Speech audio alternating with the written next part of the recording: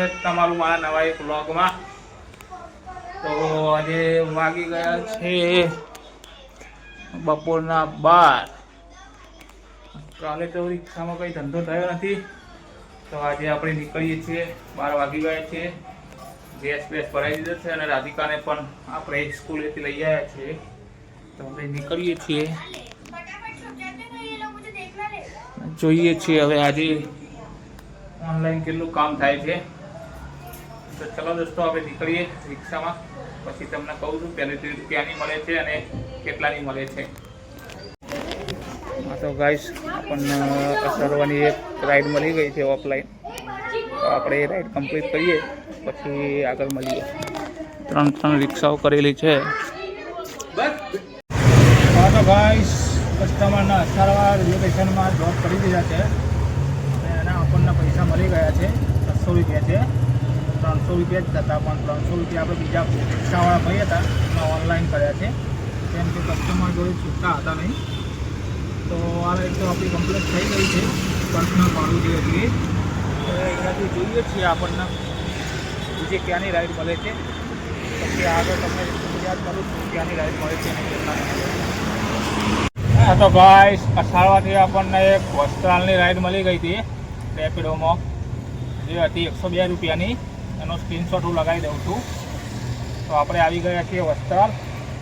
હવે અહીંયાથી જોઈએ છીએ હવે ક્યાંની રાઈડ મળે છે।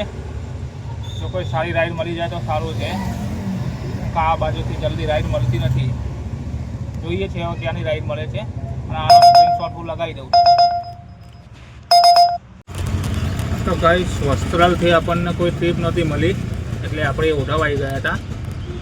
ઓઢવથી એક નાની નરોડાની આપણે 70 રૂપિયાની રાઈડ લઈ લીધી હતી રેપિડોમાં।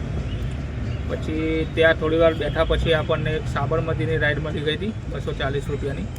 તો આપણે અત્યારે કસ્ટમરને ડ્રોપ કરી દીધા છે। આપણે આવી ગયા છીએ સાબરમતી રેલવે સ્ટેશન, તમે જોઈ શકો છો। હવે જોઈએ છે અહીંયાથી ક્યાંની રાઈડ મળે છે, પછી આગળ તમારા જોડે શેર કરું છું અને પેલી 2 રાઈડોના સ્ક્રીનશોટ હું લગાવી દઉં છું, તમે જોઈ લેજો।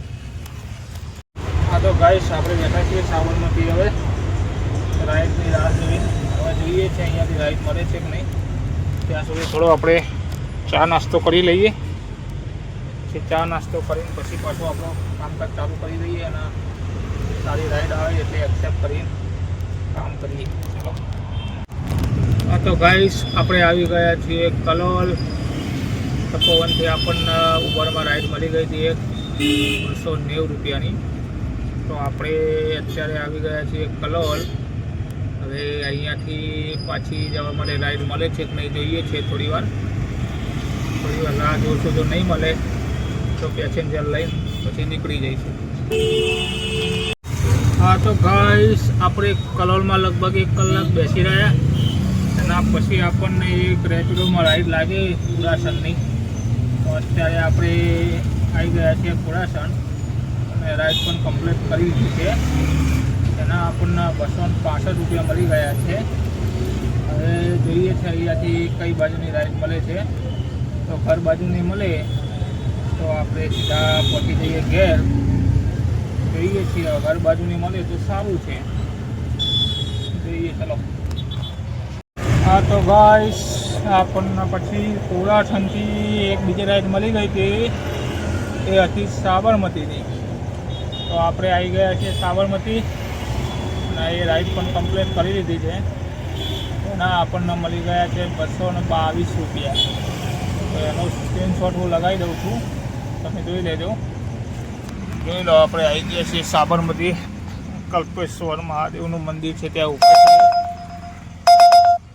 હા તો ગાઈસ, સાબરમતીથી આપણને મેઘાણીનગરની એક રેપિડોમાં રાઈડ મળી હતી, એના આપણને 149 રૂપિયા મળ્યા છે। એ રાઈડ આપણે અત્યારે કમ્પ્લીટ કરી નાખી છે। હવે અહીંયાથી જે શટલ ભાડા મળે એ લઈને આપણે જઈશું તિલોડા આપણા ઘેર, કેમ કે હવે વાગી જાય 8:30 વાગી ગયા છે।